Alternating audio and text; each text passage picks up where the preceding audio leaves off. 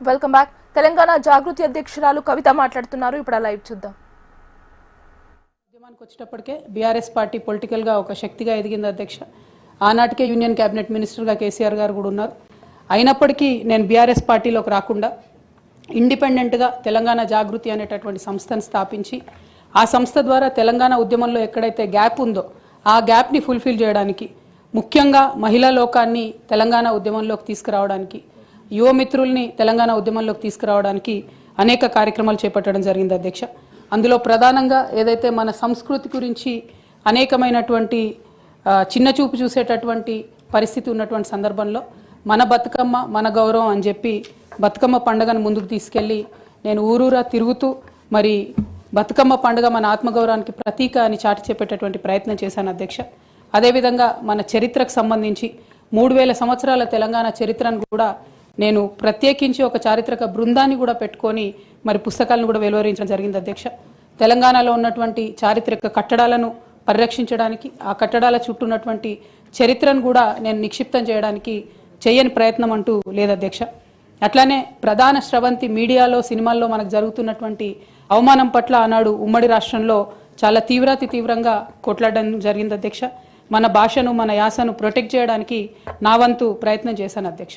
అప్పటికే ఉమ్మడి రాష్ట్రంలో ఉన్నటువంటి పాఠ్య పుస్తకాల్లో కూడా మన తెలంగాణ మహనీయుల చరిత్ర లేకపోవడం, మన తెలంగాణ సాంస్కృతిక అంశాలు లేకపోవడం, మన తెలంగాణ భాష పట్ల వివక్ష ఉండడం పట్ల కూడా శ్రీకృష్ణ కమిటీకి ఆనాడు ఇచ్చినటువంటి రిపోర్ట్లో కూడా తెలంగాణ జాగృతి తరఫున మేము ఇవ్వడం జరిగింది అధ్యక్ష. శ్రీకృష్ణ కమిటీ ఇచ్చినటువంటి ఫైనల్ రిపోర్ట్లో కూడా ఆ వాస్తవాలని వాళ్ళంతా ఊటంకించడం జరిగింది అధ్యక్ష. ఇవన్నీ కూడా మరి తెలంగాణ ప్రజలు కూడా మర్చిపోరు అధ్యక్ష. ఇవన్నీ చేస్తూ వచ్చినాం. 8 సంవత్సరాలు ఒక ఇండిపెండెంట్ సంస్థగా మేము ఉన్నాం అధ్యక్ష. అదేవిధంగా సాంస్కృతిక పరమైన అంశాలే కాకుండా బాలికల విద్య పట్ల, ఆదివాసీల హక్కుల పట్ల, మన ప్రాంతంలో ఉన్నటువంటి పరిశ్రమల్లో మన ప్రాంత ఉద్యోగులకే, మన ప్రాంత యువకులకే ఉద్యోగాలు దక్కాలనేటటువంటి అంశాల పట్ల కూడా ఆనాడు మేము పోరాటం చేయడం జరిగింది అధ్యక్ష.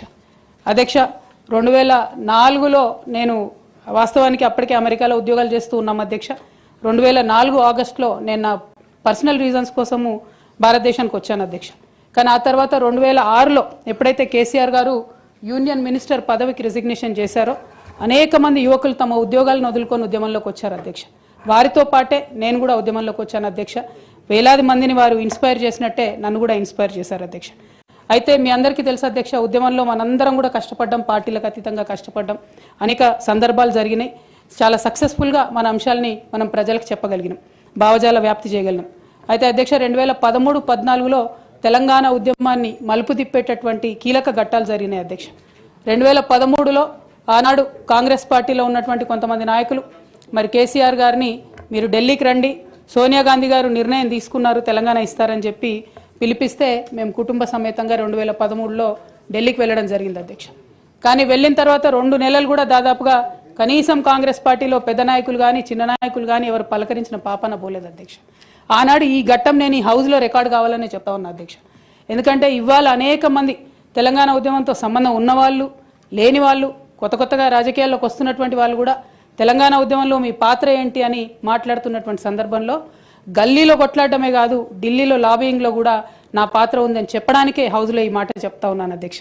అయితే 2013 అధ్యక్ష జూలై ఆగస్ట్ టైంలో మరి అక్కడే ఉన్నాము, ఎక్కడ కూడా కదలిక లేదు.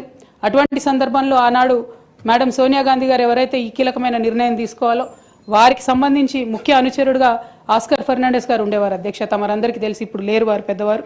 అయితే వారితో నాకున్నటువంటి సొంత పరిచయాలతోని వారికి కేసీఆర్ గారికి సపరేట్గా నేను ఒక మీటింగ్ పెట్టించడం జరిగింది అధ్యక్ష. ఇదంతా in the interest of the state formation అధ్యక్ష.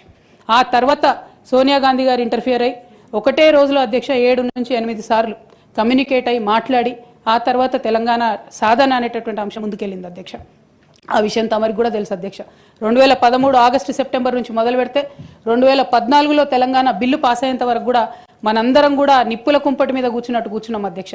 ఏ క్షణంలో ఏ ఆంధ్ర లాబీయిస్టులు వచ్చి ఇది చెడగొడతారో, ఏ క్షణంలో తెలంగాణ రాకుండా పోతుందో అని అందరం కూడా ఏమంటారు దీపపు చుట్టూ చేయబెట్టిన కాపాడుకున్నట్టు మనందరం కూడా ప్రయత్నం చేసినాం అధ్యక్ష.